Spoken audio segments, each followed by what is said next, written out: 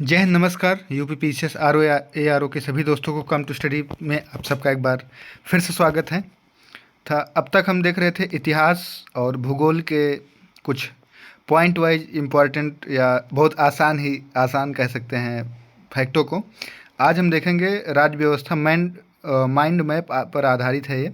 इसके पहले हम जो राज्य व्यवस्था देखे थे उसमें काफ़ी कुछ त्रुटियां थी, इसकी वजह से उस वीडियो को हमको अब डिलीट ही करना पड़ेगा और वो कंटेंट सही नहीं था, बाद में इवेल्युएशन में मिला। आज हम देखेंगे जीएस वर्ड का ये माइंड मैप आधारित राज्य व्यवस्था की नोट्स हैं। इसमें हम आज 6 चैप्टर को देखेंगे। था इसी प्रकार के वीडियो को पाने के लिए चैनल को लाइक करें, शेयर करें, सब्सक्राइब करें। आप लोग काफ़ी लोग हैं, मतलब कुछ ही लोग देखते हैं वीडियो, लेकिन उसमें से आप लोग ना ही कमेंट करते हैं, ना लाइक करते हैं, ना शेयर कर रहे हैं। तो कुछ लोग ही लाइक करते हैं, तो आप लोग से रिक्वेस्ट है कि आप लोग ज़्यादा से ज़्यादा लाइक करें, शेयर करें, सब्सक्राइब करें और लोगों को ज़्यादा से ज़्यादा इसका लाभ मिल सके। तो आइए शुरू करते हैं अपने इस नए सब्जेक्ट को। भारतीय संविधान के विकास की ऐतिहासिक पृष्ठभूमि। भारतीय संविधान के विकास की ऐतिहासिक पृष्ठभूमि। ब्रिटिश ईस्ट इंडिया कंपनी ने 1765 में बंगाल, बिहार, उड़ीसा के दीवानी अधिकार प्राप्त करने के बाद संवैधानिक विकास की प्रक्रिया आरंभ की ताकि ब्रिटिश साम्राज्य का विस्तार भारत में धीरे धीरे किया जा सके। तो इसको दो भागों में देख सकते हैं हम, एक इधर एक इधर। कंपनी के शासन के अधीन संवैधानिक विकास और सम्राट के शासन के अधीन संवैधानिक विकास, दो भाग में देख सकते हैं। एक जो है कंपनी के शासन के अधीन, एक सम्राट के शासन के अधीन। तो आइए देखते हैं हम कंपनी के शासन के अधीन जो प्रमुख एक्ट आए थे, जो हमारे भारतीय संविधान की ऐतिहासिक पृष्ठभूमि बनाने में महत्वपूर्ण भूमिका अपनी निभाए हैं। तो इसमें से हम देखें, इधर से देखते हैं। सबसे पहले 1781 में आया जो एक्ट ऑफ सेटलमेंट 1784। 1784 में आया। 1784 का पिट्स इंडिया एक्ट। 1786 का अधिनियम आया। 1793 का चार्टर एक्ट। 1813 का चार्टर एक्ट। 1833 का चार्टर एक्ट। 1853 का चार्टर एक्ट। 1773 का रेगुलेटिंग एक्ट। सबसे पहले ये आया। तो इसको आइए देखते हैं। ताज का शासन देख लेते हैं। ताज का शासन 1858 का भारत शासन अधिनियम। 1857 की क्रांति के बाद आप लोग जानते हैं बहुत फेरबदल हुई, उसी के उसमें श्रृंखला में देखते हैं। 1861, 1892, 1909 का भारत परिषद अधिनियम, 1919 का भारत शासन अधिनियम, 1935 का भारत शासन अधिनियम, भारतीय स्वतंत्रता अधिनियम 1947। ये देखेंगे सबसे ज़्यादा जो भारत के संविधान में तत्व हैं वो भारत शासन अधिनियम 1935 के तहत ऐसे ही शामिल किए गए हैं। रेगुलेटिंग एक्ट 1773 सबसे पहला जो है भारत के संवैधानिक विकास में पहला मील का पत्थर यही साबित हुआ था, या पहला मील का पत्थर इसे कह सकते हैं। इसके माध्यम से ब्रिटिश संसद ने पहली बार भारत के मामलों में हस्तक्षेप किया और कंपनी के प्रशासनिक और राजनीतिक कार्यों को मान्यता दी। इसका उद्देश्य क्या था? इस एक्ट का कंपनी में व्याप्त कुप्रशासन और भ्रष्टाचार को दूर करना। इस एक्ट के समय इंग्लैंड के पीएम लॉर्ड नॉर्थ थे। इसकी मुख्य बातें देखते हैं। मुख्य बातें: भारत में केंद्रीय प्रशासन की नींव रखी। बंगाल का गवर्नर जनरल अब बंगाल का गवर्नर जनरल कहलाया। मुंबई और मद्रास के गवर्नर इसके अधीन रखे गए। बंगाल का प्रथम गवर्नर लॉर्ड वारेन हेस्टिंग 20 अक्टूबर 1773 को बने। कलकत्ता में 1774 में एक उच्चतम न्यायालय की स्थापना की गई। इसमें एक मुख्य न्यायाधीश और 3 अन्य न्यायाधीश थे। मुख्य न्यायाधीश सर एलिजाह इम्पे तथा 3 अन्य न्यायाधीश जज चैम्बर्स, लिमिंस्टर और हाइट थे। आगे देखते हैं। इसे बंगाल, बिहार, उड़ीसा प्रांतों सहित सभी ब्रिटिश विषयों पर सर्वोच्च न्यायपालिका का दर्जा दिया गया। कंपनी के कर्मचारियों पर निजी व्यापार करने के अलावा भारतीयों से उपहार और रिश्वत लेने पर प्रतिबंध लागू किया गया। बोर्ड ऑफ डायरेक्टर्स के जरिए कंपनी पर ब्रिटिश सरकार का सशक्त नियंत्रण लागू। कंपनी के लिए राजस्व, नागरिक और सैन्य मामलों की जानकारी ब्रिटिश सरकार को देना अनिवार्य किया गया। बंगाल के गवर्नर जनरल की सहायता हेतु 4 सदस्यीय कार्यकारिणी परिषद का गठन किया गया। सदस्य जो थे John Clavering, George Monson, Richard Barwell, Philip Francis थे। परिषद के गवर्नर जनरल को नियम, अध्यादेश तथा विनियमन बनाने की शक्ति थी। इस अधिनियम के अंतर्गत पहली बार बम्बई मद्रास के संदर्भ में राजनीतिक अधिकार प्रदान किया गया। आगे देखते हैं act of settlement. Act of settlement में की प्रमुख रेगुलेटिंग एक्ट की खामियों को दूर करने के लिए, रेगुलेटिंग एक्ट जो आया था उसकी खामियों को दूर करने के लिए 5 जुलाई 1781 को एक्ट ऑफ सेटलमेंट आया। लाने का इसका मुख्य उद्देश्य था सुप्रीम कोर्ट और गवर्नर जनरल के बीच शक्तियों का संतुलन। जो सुप्रीम कोर्ट था और गवर्नर जनरल थे, इन दोनों की शक्तियों में अक्सर विरोधाभास होता था कि अधिकार क्षेत्र या कार्य क्षेत्र में को लेके, तो इसको जो है सेटलमेंट करने के लिए या उसको सुलझाने के लिए समस्या को ये लाया गया है। इसे डिलेक्ट्री एक्ट या अमेंडिंग एक्ट ऑफ 1781 के नाम से भी प्रचलित है या के नाम से भी जाना जाता है। इस एक्ट की मुख्य बातें आइए देखते हैं। ये बहुत अच्छा, मतलब इसकी जो मुख्य बातें हैं बहुत अच्छी हैं, देखते हैं। कलकत्ता की सरकार अब बंगाल के साथ बिहार उड़ीसा हेतु भी विधि बना सकती है। सुप्रीम कोर्ट की शक्तियों में कमी हुई। कंपनी के सेवक गवर्नर जनरल तथा काउंसिल अपने कार्य करने के दौरान कार्यवाहियों हेतु सुप्रीम कोर्ट के क्षेत्राधिकार से बाहर हो गए।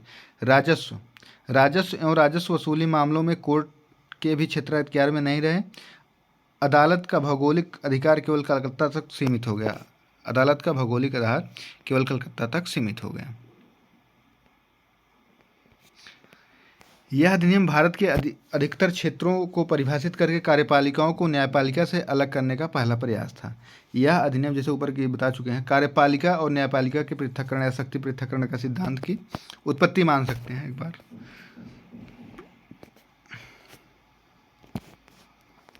1774 का पिट्स इंडिया एक्ट, इसकी ब्रिटिश पीएम विलियम पिट के नाम से रेगुलेटिंग एक्ट की कमियों को दूर करने और कंपनी के भारतीय क्षेत्रों में प्रशासन को कुशल और जिम्मेदार बनाने हेतु लाया गया। दोहरे प्रशासन का आरंभ। बोर्ड ऑफ डायरेक्टर्स व्यापारिक मामलों के लिए कुल 6 सदस्य, कोरम 3 सदस्य। बोर्ड ऑफ कंट्रोलर राजनीतिक मामलों हेतु थे। बोर्ड ऑफ डायरेक्टर में भारत मंत्री, वित्त मंत्री, 4 प्रीवी काउंसलर शामिल थे।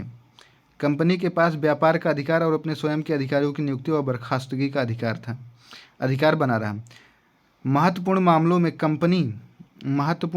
में गवर्नर जनरल परिषद के निर्णयों को रद्द कर सकता था। गवर्नर जनरल भारत में सभी ब्रिटिश सैनिकों का कमांडर चीफ बनाया गया। ब्रिटिश सरकार को कंपनी के मामलों में उनके प्रशासन पर सर्वोच्च नियंत्रण मिला। हालांकि कंपनी के व्यापार में हस्तक्षेप की नीति जारी रही। पहली बार था जब कंपनी की संपत्ति पर ब्रिटिश अधिकार दिया गया। पिट्स एक्ट को लागू करने हेतु लॉर्ड कॉर्नवालिस को संसद द्वारा नियुक्त किया गया। एकमात्र अधिनियम जो कभी भारतीय मुद्दों के कारण ब्रिटिश सरकार को त्यागपत्र देना पड़ा। एक्ट ने कंपनी के व्यापारिक और राजनीतिक कार्यों को एक दूसरे से अलग कर दिया। ध्वज शासन की व्यवस्था की शुरुआत हुई। 1786 का अधिनियम। इस अधिनियम ने कॉर्नवालिस को गवर्नर जनरल और कमांडर चीफ के तौर पर काम करने की अनुमति दी। कॉर्नवालिस को भूमि, न्यायपालिका, प्रशासनिक सुधारों की स्थापना करने हेतु ब्रिटिश सेना एवं प्रशासन को पुनर्गठित करने हेतु जाना जाता है। ऐसे में वह अपने विशेष जिम्मेदारी पर कार्य कर सके, इसके लिए गवर्नर जनरल को विशेष परिस्थिति में अपनी परिषद के निर्णय को रद्द करके खुद के निर्णयों को लागू करने का अधिकार दिया गया। चार्टर एक्ट 1793 में कंपनी के वाणिज्यिक विशेषाधिकार को अगले 20 वर्षों 1793 से 1813 तक के लिए बढ़ा दिया गया। इस एक्ट के तहत बंगाल के गवर्नर जनरल कॉर्नवालिस द्वारा काउंसिल के निर्णयों के ऊपर अधिशासी शक्ति के प्रावधान को भविष्य के सभी गवर्नर जनरल के साथ साथ प्रेसिडेंसी के गवर्नरों तक विस्तारित किया गया। बंगाल गवर्नर जनरल को बॉम्बे मद्रास की सरकारों पर अधिक नियंत्रणकारी शक्ति मिली। कमांडर इन चीफ अब गवर्नर जनरल काउंसिल सदस्य नहीं रहा। सभी सदस्यों एवं कर्मचारियों के भुगतान भारतीय राजस्व से दिया जाना तय। यह व्यवस्था 1919 तक जारी रही। आगे देखते हैं 1813 का चार्टर एक्ट। इसने कंपनी के अधिकार पत्र को अगले 20 वर्षों हेतु नवीनीकृत या रिन्यूअल किया। इसने पहली बार भारतीय क्षेत्रों का भारतीय ब्रिटिश क्षेत्रों की संवैधानिक स्थिति को परिभाषित किया। इसे ईस्ट इंडिया एक्ट 1813 के नाम से भी जाना जाता है। मुख्य बातें देखते हैं। भारत में कंपनी का व्यापारिक एकाधिकार समाप्त हो गया। चीनी तथा चाय के साथ व्यापार को छोड़कर कुछ सीमाओं के साथ अब ब्रिटिश व्यापारी भारत में व्यापार कर सकते थे। ईसाई मिशनरियों को, ये बहुत इंपॉर्टेंट है, ईसाई मिशनरियों को भारत में धार्मिक और नैतिक सुधार की अनुमति दी गई 1813 के चार्टर एक्ट के माध्यम से, या धर्म प्रचार की अनुमति मान सकते हैं। शिक्षा में सुधार हेतु 1 लाख का अनुदान दिया गया। ब्रिटिश भारतीय क्षेत्रों तथा पश्चिम शिक्षा के प्रचार प्रसार की शुरुआत हुई। कंपनी के क्षेत्रीय राजस्व सहित वाणिज्यिक लाभ पर नियंत्रण करते हुए इन खातों को पृथक रखने का प्रावधान, कंपनी का लाभांश का 5% निर्धारित किया गया। भारत में स्थानीय सरकारों को व्यक्तियों पर टैक्स लगाने की अनुमति मिली। कलकत्ता, मुंबई और मद्रास की सरकारों द्वारा बनाए गए कानूनों का ब्रिटिश संसद द्वारा अनुमोदन कार्य अनिवार्य किया गया। 1833 का चार्टर एक्ट, 1833 का चार्टर एक्ट, इसे सेंट हेलेना अधिनियम भी कहते हैं। इसकी मुख्य बातें ये देखते हैं हम। यह एक्ट इंग्लैंड में हुई औद्योगिक क्रांति का परिणाम थी। इसने ब्रिटिश ईस्ट इंडिया कंपनी को व्यावसायिक गतिविधियों को समाप्त कर उसे विशुद्ध रूप से प्रशासनिक निकाय बना दिया। बंगाल का गवर्नर जनरल अब भारत का गवर्नर जनरल कहलाया। प्रथम भारत का governor general Lord William Bentinck था। एक्ट के तहत पहली बार सरकार को ब्रिटिश भारतीय क्षेत्र पर पूर्ण नियंत्रण मिला। भारत के गवर्नर जनरल को अब समूचे ब्रिटिश में विधायी असीमित अधिकार मिले। वहीं मद्रास, मुंबई के गवर्नरों के विधायिका शक्ति को समाप्त किया गया। सिविल सेवकों की भर्ती हेतु खुली प्रतियोगिता प्रणाली की शुरुआत, लेकिन बोर्ड ऑफ डायरेक्टर के विरोधास्वरूप प्रावधान समाप्त, और कहा गया कि केवल जन्म, जाति, वर्ग, जन्मस्थान के या किसी पद या सेवा से वंचित नहीं किया जाएगा। हालांकि प्रावधान को लागू नहीं किया गया। गवर्नर जनरल की परिषद में विधि सदस्य की नियुक्ति की गई, और मैकाले जो है प्रथम विधि आयोग के अध्यक्ष थे। कुल 4 सदस्य इसमें शामिल थे। शिक्षा में ड्रेन थ्योरी की शुरुआत हुई। भारत में दास प्रथा को विधि के विरुद्ध घोषित किया गया बेंटिक द्वारा। गवर्नर जनरल को अब संपूर्ण देश हेतु एक बजट तैयार करने का अधिकार दिया गया। गवर्नर जनरल को संपूर्ण देश में एक बजट तैयार करने का अधिकार दिया गया। आप लोग इसमें कमेंट कीजिएगा। सती प्रथा तथा दास प्रथा की समाप्ति हेतु इसी प्रावधान के द्वारा हुई। भारत में कब से रेल बजट और सामान्य बजट एक में प्रस्तुत होता था, और कब से फिर अलग किया गया, फिर से कब एक में किया गया? 1852 में सेलेक्ट कमेटी इन इंक्वायरी की रिपोर्ट के आधार पर इस नियम को लाया गया। ये इंपॉर्टेंट हो जाएगी, पूछ सकता है। सेलेक्ट कमेटी इन इंक्वायरी की रिपोर्ट के आधार पर इस नियम को लाया गया। यह एक्ट भारत में संसदीय प्रणाली की शुरुआत का प्रतीक है। इस एक्ट को लाने के 2 अन्य कारण: राजा राम मोहन राय की इंग्लैंड यात्रा एवं बॉम्बे एवं मद्रास नेटिव एसोसिएशन द्वारा सरकार पर दबाव। इस समय डलहौजी भारत में गवर्नर जनरल था। मुख्य बातें देखते हैं। गवर्नर जनरल की परिषद के विधायी एवं प्रशासनिक कार्यों को अलग किया गया। 6 विधान परिषद की नियुक्ति कर भारतीय विधान परिषद का गठन किया गया। इसे छोटी संसद की भांति कार्य किया। कोर्ट ऑफ डायरेक्टर्स के सदस्यों की संख्या 24 से घटाकर 18 कर दी गई। कोर्ट ऑफ डायरेक्टर्स की संख्या 24 से घटाकर 18 कर दी गई। कंपनी के उच्च पदों पर प्रतियोगी परीक्षा के आधार पर पद भरने हेतु 1854 में मैकाले समिति का गठन किया गया।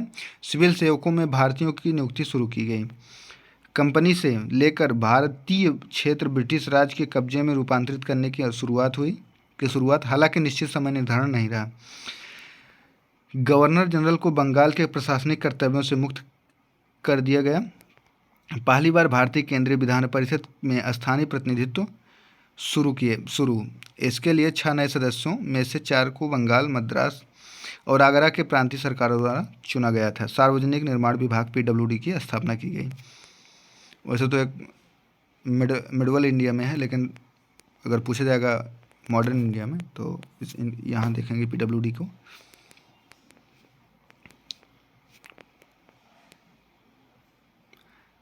सरकार अधिनियम 1858। भारत सरकार अधिनियम 1858।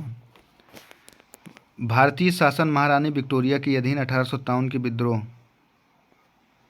इसके देखते हैं उद्देश्य जो था, प्रशासनिक मशीनरी में सुधार। इसके तहत ईस्ट इंडिया कंपनी को समाप्त कर गवर्नरों, क्षेत्रों और राजस्व संबंधी शक्तियां ब्रिटिश राजशाही को सौंप दी गई।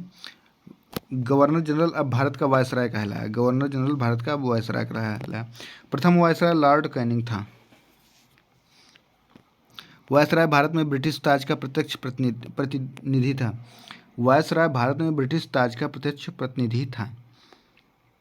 नियंत्रण बोर्ड और निदेशक कोर्ट को समाप्त कर भारत में द्वैध प्रणाली का अंत करके इनके अधिकार भारत राज्य सचिव को दिए गए। भारत में मंत्रिपद की व्यवस्था तथा 15 सदस्यीय भारतीय परिषद का सृजन कर एक निगमित निकाय के रूप में इसका अध्यक्ष भारत सचिव तथा मुगल सम्राट पद की समाप्ति हुई। भारत परिषद अधिनियम 1861। भारत परिषद अधिनियम 1861। उद्देश्य सत्ता के विकेंद्रीकरण और भारतीयों के सहयोग हेतु स्पष्ट रूप से सहयोग हेतु यह एक्ट लाया गया। भारत सरकार की मंत्रिमंडलीय व्यवस्था की नींव रखी गई। गवर्नर जनरल को कार्यकारिणी परिषद का विस्तार 4 से बढ़ाकर 5 कर दिया गया। कानून बनाने की प्रक्रिया में भारतीय प्रतिनिधियों को गैर सरकारी सदस्य के तौर पर शामिल करने की शुरुआत। इसके तहत वायसराय कैनिंग द्वारा 1862 में 3 भारतीयों, बनारस के राजा, पटियाला के महाराज सर दिनकर राव को विधान परिषद में नामित किया गया। बिना काउंसिल की संस्तुति के वायसराय को पहली बार अध्यादेश जारी करने का अधिकार मिला। 6 माह की अवधि के लिए पोर्टफोलियो सिस्टम, विभागीय प्रणाली की शुरुआत। लॉर्ड कैनिंग ने वायसराय को अब बंगाल, उत्तर पश्चिम सीमा प्रांत, पंजाब में विधान परिषद स्थापित करने की शक्ति मिली। क्रमशः 1862, 1866, 1997 में 1897 में इनका गठन हुआ। बम्बई, कलकत्ता, मद्रास में एक उच्च न्यायालय का गठन। मुख्य बातें। भारत परिषद अधिनियम 1892।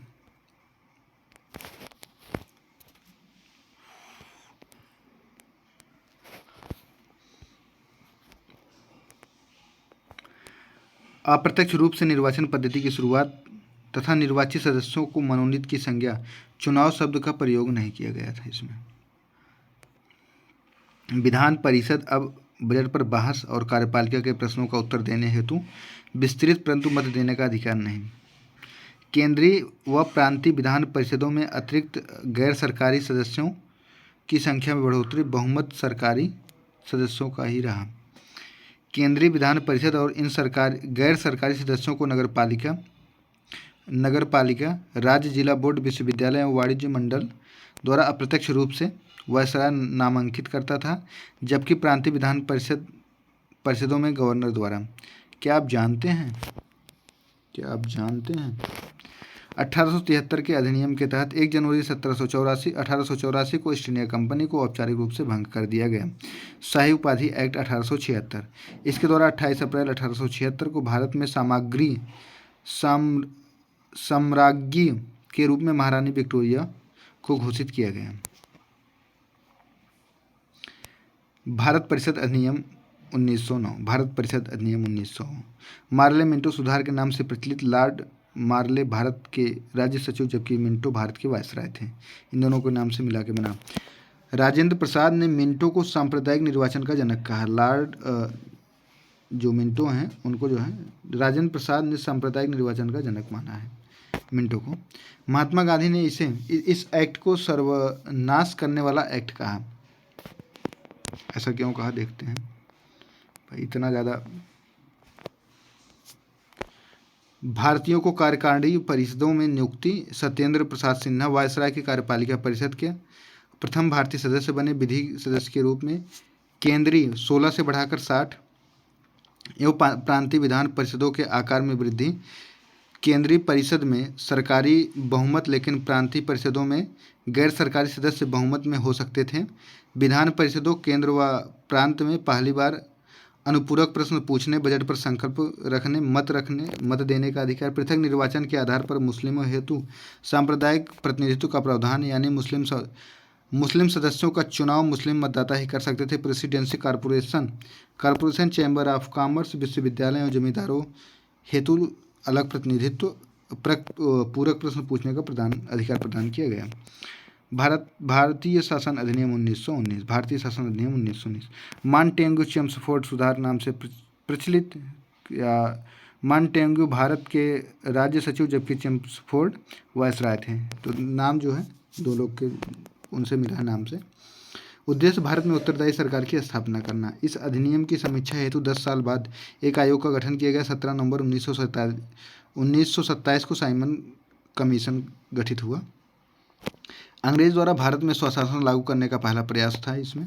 इसी से पहली बार केंद्र में द्विसदनात्मक विधायिका की स्थापना की गई। वर्तमान में राज्यसभा और लोकसभा की तरह ही राज्य परिषद में 60 से की संख्या जो है 60 थी। कार्यकाल इनका 5 वर्ष था। केंद्रीय विधान परिषद की संख्या जो 144 से कार्यकाल 3 वर्ष था। केंद्रीय और प्रांतीय विषयों की पहचान कर उनके पृथक्करण द्वारा राज्यों पर केंद्रीय नियंत्रण कम हुआ। प्रांतीय विषयों को 2 भागों में बांटा गया, हस्तांतरित और आरक्षित में। इसे द्वैध शासन प्रणाली की शुरुआत माना गया। भारत में द्वैध शासन का जनक, इसको बहुत इम्पोर्टेंट रहेगा यार, भारत में द्वैध शासन का जनक लियोनस कार्टियस को माना जाता है। पहली बार अप्रत्यक्ष निर्वाचन, संपत्ति कर या शिक्षा के आधार पर सीमित संख्या में भारतीय जनता को मताधिकार, आय के आधार पर कुछ महिलाओं को मताधिकार दिया गया। सांप्रदायिक आधार पर आगे बढ़ते हुए सिख, ईसाई, मुस्लिम, भारतीय और यूरोपियों को पृथक निर्वाचन के दायरे में लाया गया। पहली बार केंद्रीय बजट को राज्य बजट से अलग किया गया। देख लीजिए, केंद्रीय बजट को राज्य बजट से अलग किया गया। ये दूसरा क्वेश्चन है। लोक सेवा आयोग के गठन का प्रावधान किया गया। ली आयोग ने 1923 से 24 की सिफारिश में 1926 में केंद्रीय लोक सेवा आयोग की स्थापना हुई। इस अधिनियम की समीक्षा के लिए 10 वर्ष बाद एक आयोग का प्रावधान किया गया। पहली बार लंदन में एक उच्चायुक्त कार्यालय की स्थापना की गई। समीक्षा के लिए रॉयल कमीशन का गठन। महिलाओं को सीमित क्षेत्र में वोट देने का अधिकार प्रदान किया गया। भारत शासन अधिनियम 1935 गोलमेज सम्मेलन में की असफलता के बाद इसको लाया गया। गोलमेज सम्मेलन हुए थे, उसकी असफलता के बाद इसको लाया गया 1935 में। 35 के अधिनियम हेतु बनी समिति के अध्यक्ष लॉर्ड लिथगो थे। इस अधिनियम में 321 अनुच्छेद 10 अनुसूचियाँ थी, जिनमें से अधिकांश को आज़ादी के बाद भारत के संविधान ने अपना लिया गया। अखिल भारतीय संघ की स्थापना होगी, जिसमें ब्रिटिश प्रांत अनिवार्यतः ऐच्छिक रूप से शामिल हों, लेकिन रियासतों के इसमें शामिल न होने पर यह संघीय व्यवस्था कभी अस्तित्व में नहीं आई। प्रांतों में द्वैध शासन का अंत, केंद्र में एक प्रणाली का आरंभ। संघ सूची, राज्य सूची, समवर्ती सूची के आधार पर शक्तियों का बंटवारा। अवशिष्ट शक्तियां वायसराय को दी गई। संघीय न्यायालय की व्यवस्था हुई जो 1937 की व्यवस्था हुई। हालांकि न्यायालय संबंधी अंतिम शक्ति प्रिवी काउंसिल लंदन को प्राप्त थी। 1858 द्वारा स्थापित भारत सरकार शासन एक्ट की समाप्ति। मताधिकार का विस्तार लगभग 10% आबादी क्षेत्र को। तो लॉर्ड लिथगो के समय में सर्वप्रथम चुनाव कराए गए थे। सांप्रदायिक निर्वाचन के विस्तार के जरिए दलित, मुस्लिम, महिलाओं, मजदूर वर्ग को शामिल किया गया। 6 राज्यों में द्विसदनात्मक व्यवस्था लागू की गई। बंगाल, बिहार, मद्रास, संयुक्त प्रांत उत्तर प्रदेश अपना और असम। देश की मुद्रा और शाख नियंत्रण हेतु रिजर्व बैंक की स्थापना की गई। Reserve bank act 1934। यूपीएससी और प्रांतीय सेवा आयोग की स्थापना की गई। बर्मा भारत से अलग हुआ और 1936 में उड़ीसा का निर्माण हुआ। भारतीय स्वतंत्रता अधिनियम 1947 3 जून 1947 को माउंटबेटन प्लान पेश हुआ। 15 जुलाई 1947 को हाउस ऑफ कॉमन्स में पारित हुआ। 18 जुलाई 1947 को सम्राट हस्ताक्षर हुआ। 4 जुलाई 1947 को ब्रिटिश संसद में प्रस्तावित हुआ। 17 जुलाई 1947 को हाउस ऑफ लॉर्ड्स से पारित हुआ। वायसराय पद और ब्रिटेन में भारत सचिव पद की समाप्ति। शाही उपाधि से भारत सम्राट शब्द समाप्त। 15 अगस्त 1947 को अब भारत और पाकिस्तान डोमिनियन स्टेट, इन राज्यों में गवर्नर जनरल द्वारा नियुक्त जनरल पद पर सृजित माउंटबेटन भारत के प्रथम गवर्नर जनरल बने, जबकि जिन्ना पाकिस्तान के बने। सत्ता का उत्तरदायित्व इन डोमिनियंस का की संविधान सभा करेगी, और जब तक ये सभाएं नए संविधान का निर्माण नहीं कर लेती तब तक संसद के रूप में संविधान का कार्य करेंगी। भारतीय रियासतें चाहे तो भारत डोमिनियन या पाक डोमिनियन के साथ मिल सकती है या स्वतंत्र रह सकती हैं। आइए अब देखते हैं संविधान सभा। सर्वप्रथम मांग की गई 1934 में रांची में स्वराज पार्टी ने की। 1934 में इसके गठन का विस्तार एम.एन. रॉय ने दिया। भारतीय राष्ट्रीय कांग्रेस ने पहली बार 1935 में संविधान सभा की मांग की। 1936 के फैजपुर अधिवेशन में कांग्रेस द्वारा संविधान सभा की मांग की गई। एक निर्वाचित संविधान सभा द्वारा भारत के संविधान का निर्माण करने का प्रस्ताव सर्वप्रथम 1942 में क्रिप्स मिशन द्वारा दिया गया था। कैबिनेट मिशन योजना 1946 के 1946 की सिफारिश पर गठन। प्रति 10 लाख व्यक्तियों पर एक प्रतिनिधि के निर्वाचक की व्यवस्था। अप्रत्यक्ष निर्वाचन का परिणाम वयस्क मताधिकार पर आधारित। संविधान सभा के लिए चुनाव जुलाई अगस्त 1946 में संपन्न हुआ। संविधान सभा की कुल सदस्य संख्या 389 निर्धारित की गई। 296 सीटें ब्रिटिश भारत में 93 देसी रियासत 15 महिलाएं की रही। संविधान सभा के मुस्लिम लीग के अलग होने के बाद सदस्य जो है 299 थे। इनमें से भारतीय प्रांत से 299 देसी रियासतों से 70। देसी रियासतों ने संविधान सभा में भाग नहीं लिया। राज्यों की विधान सभाओं का उपयोग निर्वाचक मंडल के रूप में किया गया। 9 दिसंबर 1946 को भारतीय संविधान निर्माण की पहली बैठक आयोजित की गई। 9 दिसंबर 1946 को पहली बैठक में 207 सदस्यों ने हिस्सा लिया। कितने सदस्य ने? 260 ने। 9 दिसंबर 1946 को प्रथम बैठक की अस्थायी अध्यक्ष डॉक्टर सच्चिदानंद सिन्हा। 11 दिसंबर 1946 को सच्चिदानंद सिन्हा ने डॉक्टर राजेंद्र प्रसाद निर्विरोध संविधान सभा के अस्थायी अध्यक्ष के रूप में निर्वाचित हुए। 13 दिसंबर 1946 को JL नेहरू ने राजेंद्र प्रसाद को द्वारा उद्देश्य प्रस्ताव प्रस्तुत किया गया, जिसे प्रस्तावना के नाम से जाना जाता है। संविधान सभा के सचिव HVR अयंगर। संविधान सभा का मुख्य प्रारूपकार HN मुखर्जी। निर्माण की प्रक्रिया। निर्माण में लगा समय 2 वर्ष 11 माह 18 दिन, 63,96,729 रुपये। 2 नवंबर 1949 को भारत संविधान को अंगीकृत अधिनियमित आत्मार्पित। कुल 284 लोगों के हस्ताक्षर, जिनमें 8 महिलाएं थीं। 24 जनवरी 1950 को सदस्यों द्वारा भारत के संविधान पर हस्ताक्षर किए गए। वेनेगल नरसिंह राव BN राव को संवैधानिक सलाहकार। संविधान पूर्ण रूप से 26 जनवरी 1950 को लागू हुआ। संविधान सभा की आलोचना ग्रीनवेल ऑस्टिन। संविधान सभा कांग्रेस थी और कांग्रेस भारत थी। लॉर्ड विस्काउंट, यह हिंदुओं का निकाय है। विंस्टन चर्चिल, यह भारत के केवल एक बड़े समुदाय का प्रतिनिधित्व करता है। निराजुद्दीन अहमद ने इसे अपमान कहा है। भारतीय संविधान सभा में कुल 15 महिलाएं थीं। विजय लक्ष्मी पंडित 1, राजकुमारी अमृत कौर 2, सरोजनी नायडू 3, सुचेता कृपलानी 4, पूर्णिमा बनर्जी 5, लीलावती 6, जी दुर्गाबाई 7, 8वां जो है हंसा मेहता, 9वां जो है कमला चौधरी, 10वां जो है रेणुका राय, 11वां जो है मालती राव, 12वां जो है दक्षियानी वेलायादिन, बेगम एजाज रसूल, 14 नंबर एनी मस्करीनी, 15 नंबर अम्मू स्वामीनाथन। संविधान सभा की समितियां देख लेते हैं। राजेंद्र प्रसाद के हाथ में आई थी तदर्थ समिति, प्रक्रिया नियमन समिति। जवाहरलाल नेहरू को मिली थी संघ शक्ति की समिति, राज्यों के लिए समिति, संघीय संविधान समिति। BR अम्बेडकर को मिली थी प्रारूप समिति। सरदार पटेल को प्रांतीय संविधान समिति, मूल अधिकार समिति, अल्पसंख्यक एवं जनजाति समिति। कार्य संचालन समिति KM मुंशी। सुप्रीम कोर्ट हेतु तदर्थ समिति S. वरदचियर। प्रारूप समिति को देख लेते हैं। 29 अगस्त 1947 को अध्यक्ष अम्बेडकर। प्रारूप समिति फरवरी 1948 में प्रकाशित, अक्टूबर 1948 में प्रकाशित, अंतिम 4 नवंबर 1948 को अम्बेडकर द्वारा पेश किया गया। सदस्य N Gopalaswami Ayyangar, Alladi Krishnaswami Ayyar, K M Munshi, Mohammad Munshi, Saadulla, B L Mitter, बाद में M N Rau, D P Khaitan, बाद में टी टी कृष्णाचारी। भारत को डॉक्टर भीमराव अंबेडकर को भारतीय संविधान के पिता, आधुनिक मनु तथा भारतीय संविधान के प्रमुख शिल्पकार के रूप में जाना जाता है। अंतरिम सरकार अक्टूबर 1946।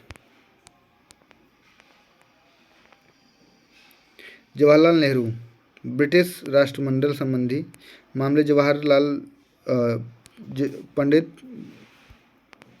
वल्लभ भाई पटेल सूचना एवं प्रसारण तथा गृह, श्री राजगोपालाचारी शिक्षा, लियाकत अली वित्त, जोगेंद्र नाथ डंकन विधि, रेल जो है अब्दुल रस निस्कार, खाद्य एवं कृषि जो है राजेंद्र प्रसाद, एच सी भाभा, कार्य एवं खनन शक्ति की रक्षा, आई चुंगरीदार वाणिज्य।